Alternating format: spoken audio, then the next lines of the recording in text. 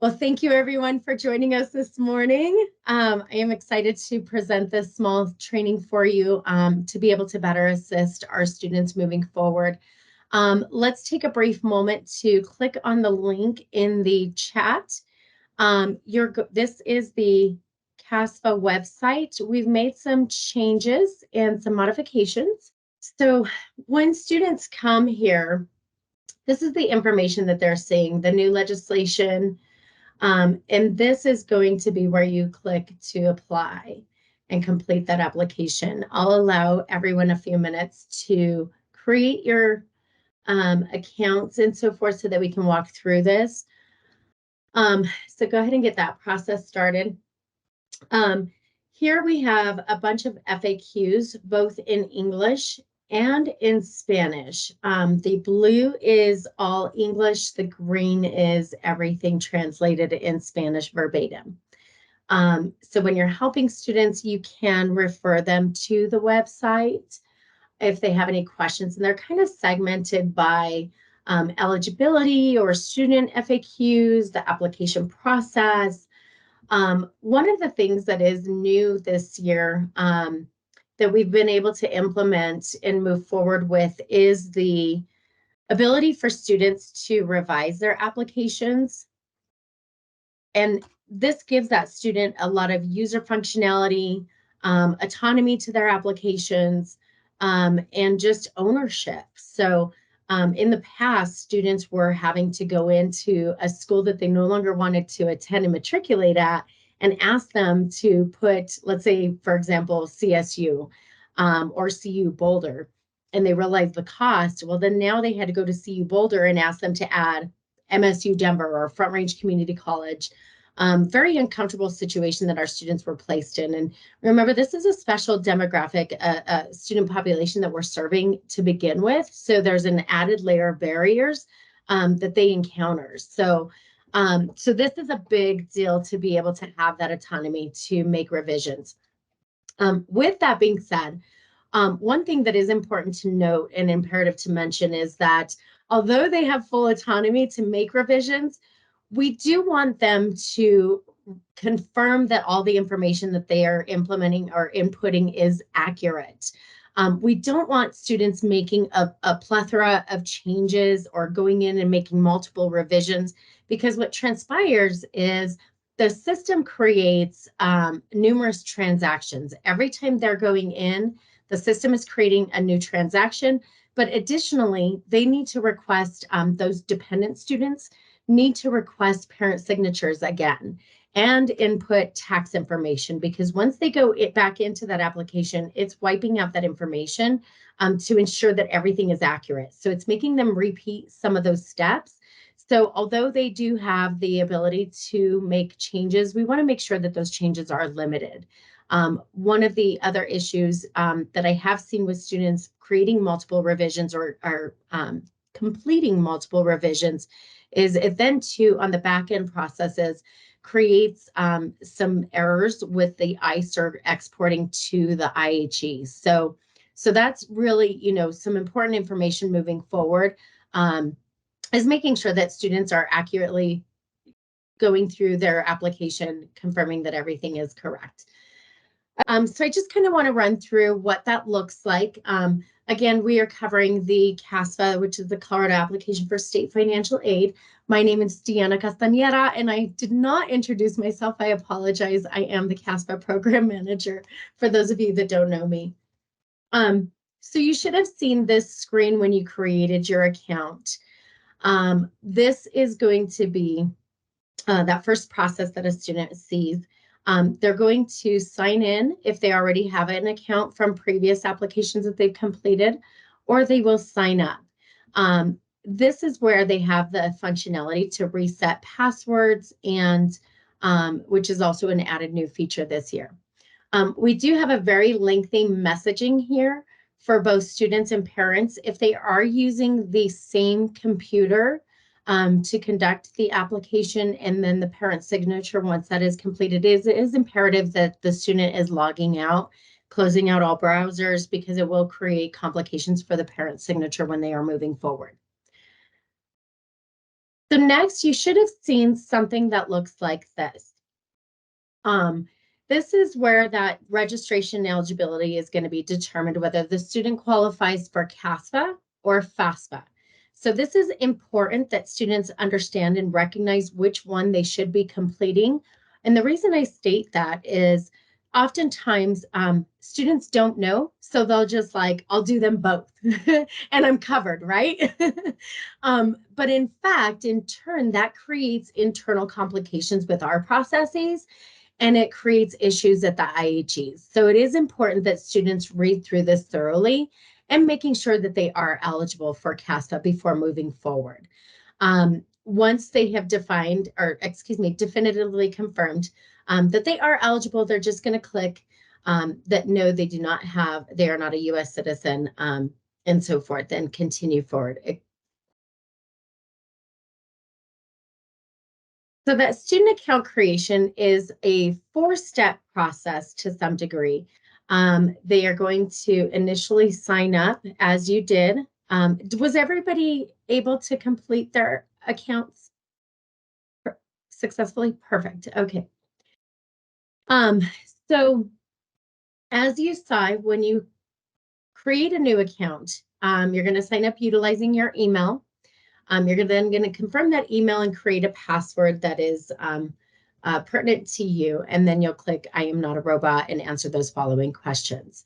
One of the things that is imperative to note here at this segment when students are creating their accounts, we want to make sure that they're using a personal email address and not a school email address. Once, whether it is a high schooler or even a college student, once they no longer have access to that email, it is going to create complications for them accessing their account in the future. So we want to make sure that they are utilizing an email address that they have permanent access to. They will then get a validation messaging that they will go to. Step 2 of that process is they will go to that email, click on that confirmation link, and then they'll receive a thank you messaging stating that they have successfully validated their email account, etc., and move forward in the process of creating their account and putting in their identifiers. So one of the things that's pertinent is because of the demographics and students that we're working with, many of our student population are not going to have social security numbers or I-10 numbers. So for the student process, they can leave that blank. The parents, however, who do not have that number will need to enter 9 zeros for that placement holder for a social security number and I-10 number. So the date of birth is going to determine that skip logic questions for them.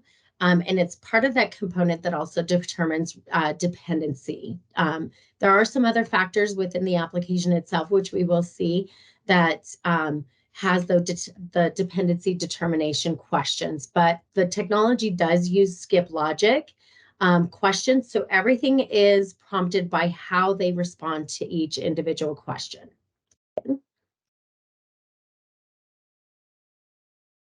Once we get into the portal, this is the new student experience portal. So they're going to get welcoming messaging. Welcome to the CASFA portal. They can expand here. Everything is translated in both Spanish, English and Spanish currently. And that's to some degree what makes the application so intimidating because it is so voluminous and so lengthy. So to some degree, it's a little bit of intimidation. So I am working on that in the future to get that rectified to where we can just toggle over when we need additional information so that it's not so laden heavy with literature. So we also have a new feature with useful links. All of these links are specific to the population that we're working with. So every scholarship that is in this portal, they are eligible for. That is a big thing with our students, is determining that eligibility and do they qualify? We take the guessing game out of it. It's already there. They have all the resources, community resources, scholarship resources already provided for them. They just need to take the next steps and apply, right? Creating those scholarship essays, etc. You do see this documents tab, and we are not collecting documents. And as of the launch to the student experience, everything is going to be done electronically. That is critically important to disseminate that information to the IHEs, to our K through 12 school systems, because in the past, we were accepting wet signatures. And that has, with the launch of this new system, everything is done electronically. It makes it much easier. If the parent is in Mexico, they can still electronically sign that application. If they're in Guatemala, it doesn't matter their region. They are able to sign that application electronically. There is one caveat. Once the student completes that parent signature request, they do have 72 hours to go in and access that. That link expires after 72 hours. So again, CDHE is no longer accepting wet signatures, and we are no longer taking paper applications. So for those students that have, or schools that have done that in the past, we're going to try and break that habit as we move forward. So we are just reaching out to schools and students alike and informing them that they need to be completed online. Once you enter into the application, again, everything is pretty self-explanatory, but it is a very rich and heavily literature content application. So it makes it intimidating to some degree, in addition to the inability that students had in the past of not being able to make any changes to that application. That created a lot of barriers for our students. So it is a lot easier now that they have that functionality to go back and make any changes. But if you are following along and creating this yourself, let's go through the steps. So obviously you're going to enter the name, the student's name. Oops, excuse me. Student's marital status. This is also going to determine that student's dependency status. And again, as I mentioned, the system uses skip logic features. So every question that is proceeding is based on that initial response. Many of us will be working with young students. They may not have driver's licenses, and that is okay. And they will just select no license at this time. If they do have that license, then they will put in that number, and then it'll ask the state that they are, that the license is registered to. Again, if they don't have a Social Security DACA number or I-10 number, this is okay to leave blank. They'll click next and continue forward with the application. So our next screen is really just their address information, all their demographic information. And the table here shows you exactly where the student's at, especially if they need to go in and revise and make any changes, they can go directly to that table and the area that specifically that they need to access. They're going to go ahead and put in their mailing address and so forth. Residence information, excuse me. This has changed to reflect that new legislative piece. So if they became a full-time resident of the state before January 1st, 2022, because they now only have to have 12 months within the state, 12 consecutive months. They'll put in their contact information.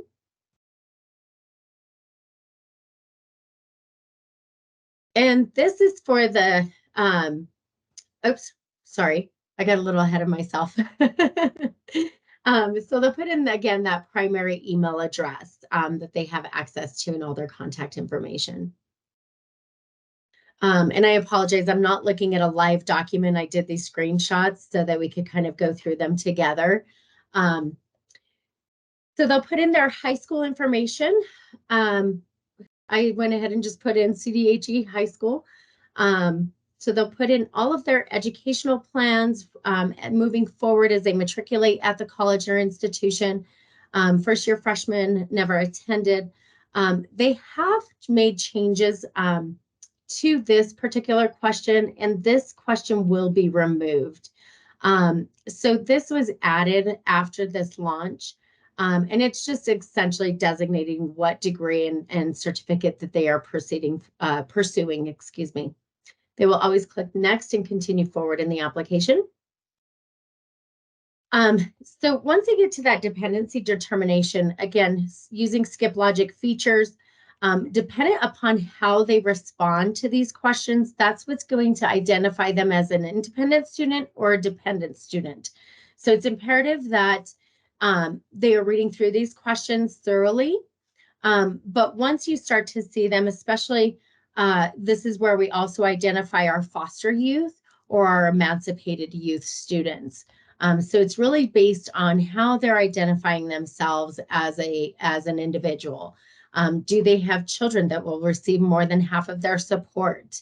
The next slides are if they are a veteran or if they're enrolled in the armed forces. If their parents were deceased. So all of that foster care youth information and questions are present within the application. And they will auto-populate based on how they've responded to each question. And again, just as I'm mentioning, within that dependency determination, it encompasses our foster youth determinations as well.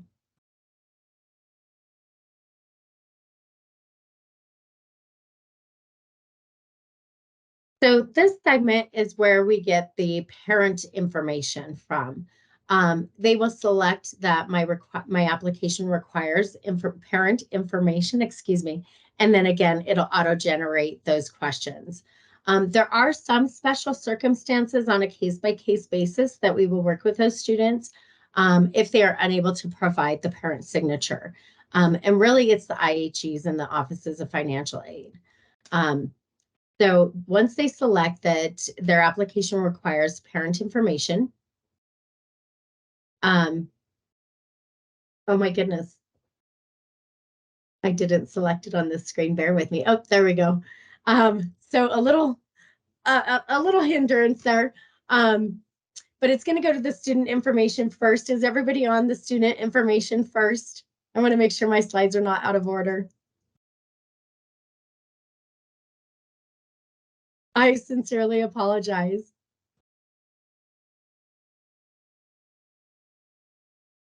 It should be. It should request the student demographics first, and then it moves into the parent demographics. So those student demographics, it's going to ask how many are in the household for the student, what their family looks like, how many students are in college, and then it'll go into the parental information. And so it's important when you're working with those students, and I should have maybe perhaps prefaced our training with this, they should have collected documentation first before meeting with an advisor, going into the financial aid office. They want to make sure that they have all of their documentation with them first. For the 2023-24 CASFA, they will need their 2021 taxes for both student and parents if they worked. They will also need, if the parents are married, they will also need to know the month and year that the parents were married.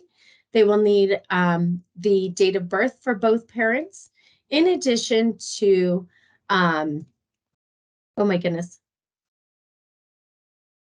socials and ITIN numbers if they have that and if it's applicable. But again, as we mentioned, if they do not have that, then they would just incorporate all zeros across the board.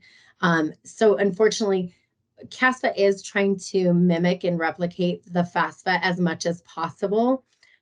We had an option to eliminate that factor, but because we are trying to mirror what FAFSA does, that is the reasoning that this parent still has to input all zeros across the board. So again, as I mentioned, once we start looking at that parental information, what's their marital status? If they're married, they will need to enter the date that they were married. And it's just, they don't need to have the exact date, just that month and year. The household, the family household members, they will need to incorporate that there.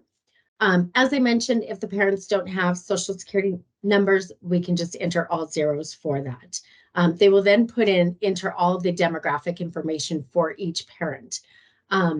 So here I've elected to utilize John and Jane Smith as our examples. Parent 2 information, again, they'll need to go ahead and incorporate that for each individual. They will also need to have the parent email address so that way, once we get to the end of the application, they can submit that request, the parent signature request. The residence information, we are getting ready to change some of this question because the term legal should be excluded from that question. So we are working on that in addition to the date, to just update that with current legislation. So the vendor is working on adjusting that. So please, if you're working with students, you know, that terminology legal, they do not have to be a legal citizen at this time frame, especially parents. Again, we're working with a population that has a lot of fear, a lot of political tension. So really being sensitive to our students and their circumstances. As I mentioned, we will need their 2021 taxes so that we can have that information if they've already completed and filed.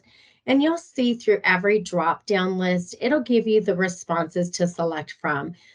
Will complete, have not filed yet, and so forth. And you know, at this point, this is why that change was made to request those 2021 taxes. And we saw that change, I believe, in 2019 because there was a lot of guesstimation going on. And now this takes the guessing work out of it. We no longer have to guess. We have tangible figures to work with.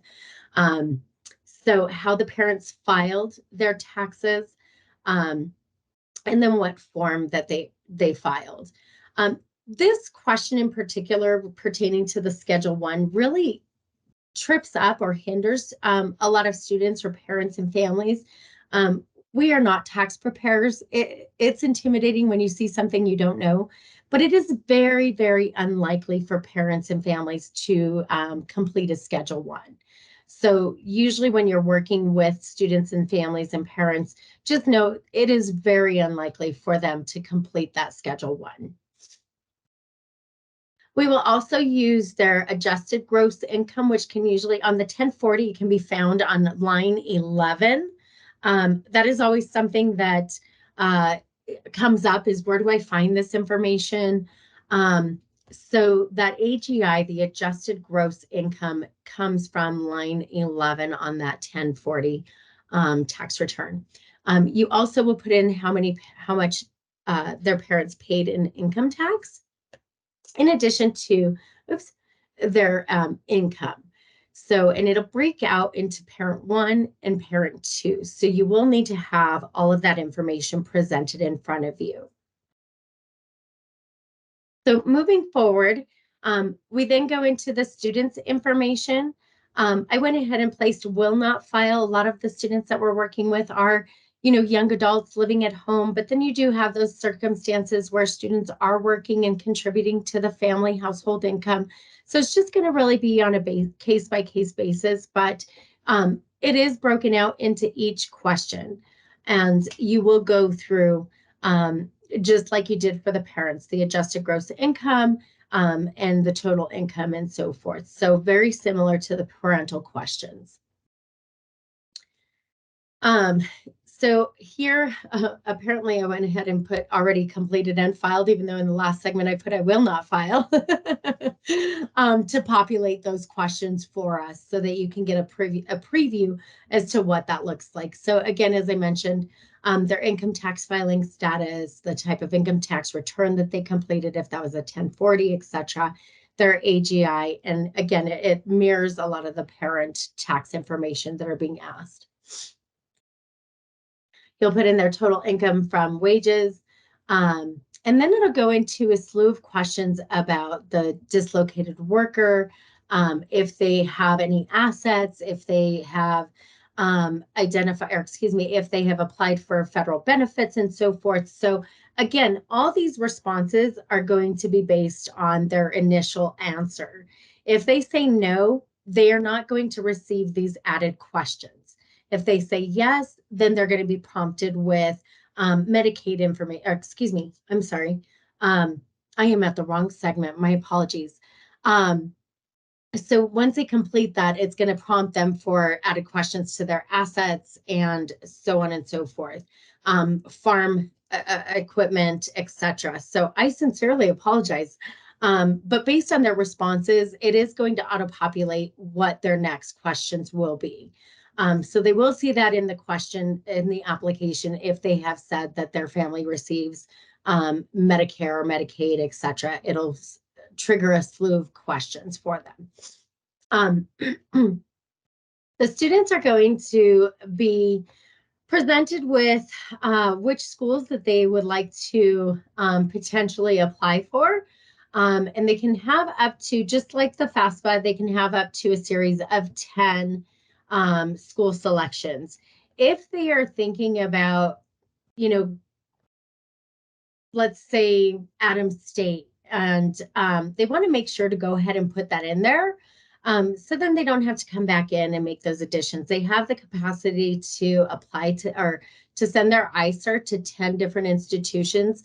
So if they're even contemplating any other school than the metro area or what have you, given wherever their geographical location is, they should go ahead and include it again, because we want to minimize the amount of revisions that they're making, and making sure that we're fully completing the application to our fullest potential at that time. So if they are contemplating more than 2 or 3 schools, make sure that they're including them in there, even if it's just a whim. We want to make sure that they're listed so that the institutions then have access to their ICERs right away versus at a later date when they finally make those decisions in July. So we're almost at the end of the application. This is going to ask them to certify that they've met the conditions above, and that they are also going to apply for lawful resident presence in the US and so forth. So they do want to make sure that they check both of these boxes. Click next. And it's going to take them to the signature page. It's a couple of step process. So when they are looking at this, so it's going to present them with their student signature options to go ahead and e-sign here. Then they're going to be prompted to review their forms. This is not necessarily their last chance to review their form and application, but we do want them to not just download it, but actually look at that application, make sure that everything is accurate to their best of their knowledge before completing. Again, and it's just predominantly to minimize those revisions. So they will have to click the download button, and it'll pull up a PDF of exactly all the information that they've entered. I encourage students to save that document and go ahead and keep a copy of it, whether it be electronically or a printed document if you have the capacity to print it for them there, so that too they have that information for next year. Like the FAFSA, they are going to need to complete the CASFA every year that they are enrolling in college. So it just makes it easier for them to have that information already with them. And they too can look at, okay, what email did I use? Oftentimes we don't realize how critical that can be and delay us from starting an application or just being able to log in. So it does make it much easier now that they have the capacity to reset passwords as well. Once they have reviewed that PDF and they acknowledge that all the information is correct, they're just going to check mark the little box and move forward. They're going to go ahead and sign the application by entering their name and their password, and they'll click next, they'll click sign to move forward. So then it's going to prompt them based on, again, that dependency determination. It is then going to prompt them if they need a parent's signature. So you'll see that here in a big red box. Unfortunately, everyone wants to click on that red box, myself included sometimes. So they do need to click on review and update. So once they click on that, it's going to populate the signature request, the parent signature request. And then they'll go ahead and click on that signature request. And they'll select which parent that they would like them to send that application to. And it'll populate their email based off of the application data inputted. So that email will be imported from the application. Once they select send invitation, they're going to receive a little messaging that the parent invitation has been sent. Again, the parent has 72 hours to access that link.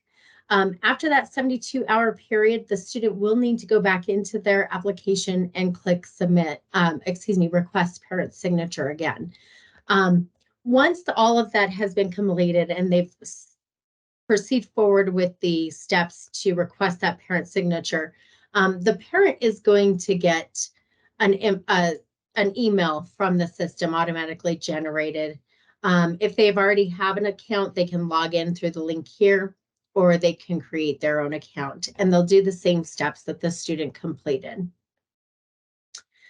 After they have sent all of their requests out and they have completed the application, if students and parents are using, which is often the case, if parents and students are using the same device, it is critical that they log out of their application. And I too would just take that extra step and just shut all browsers and then go back into the CASFA portal, so that way there's no hindrance or complications for the parent as they're going in to sign. As I mentioned in the beginning, with our dashboard, we have some new user links, which has community resources for students, scholarship information. So there's not quite, I still have a lot of work to do on this, but there's about over 30, 40 different resources. So as we have more community resources coming forward, please feel free to send those my way. If you'd like to see your organization added, please send me that information and we'll get it added to this list. We want to provide our students and families with as many resources as possible, so that they have a guide, a go-to guide, and that information is already handy within their portal. So the portal has that added feature to provide those resources for us. So we may as well utilize it to its fullest capacity and functionality. I should have put a questions box, but I did not. Does anybody have any questions, or while you were navigating the application, did you run into anything that would be helpful to cover a little bit more in depth? Yeah, so I guess I don't have a question so much over the application. But when I worked at Front Range, I was the asset liaison with the students there. So I helped them a lot with getting state aid through the CASFA. So they do have to be required, or they do have to be considered an asset student in order to qualify for state aid. Still correct? That is correct. Okay. So I think it's just important to note that when we're working with the students, not to lead them on to make them think that they will be eligible. Right. And so with that, so legislation changed Okay. to it's 12 months of consecutive residency within the state and have graduated or have completed a GED from the state. So those terms, those 3-year terms no longer apply. But It they is still have 1 to year. be considered an asset student, correct? To qualify for CASFA, yes. Okay. However, the other caveat with that is even if they don't qualify as an asset student and they are undocumented or DACA, they can still complete the CASFA Correct. for institutional aid. Sure. So Sure. that is important, that even though they may not qualify for Colorado State financial aid, they may qualify for institutional aid, and that'll Sure. be determined by the Office of Financial Aid at that particular institution that they're Sure. matriculating. Okay. You can always email CASFA at dhe.state.co.us. We are always managing, I am always managing and covering that email box as well. So if you're working with students, please feel free to reach out if you have any questions that come up or different scenarios. Again, it's always on a case by case basis. we're working with students that it's not a cookie cutter diagram. Everybody's individual circumstances vary. So making sure that there's always support. And if you have any questions, please feel free to reach out to me. I hope that you found this worth your time today. If there's any questions, again, I'm always available. Annie, thank you so much for setting this up.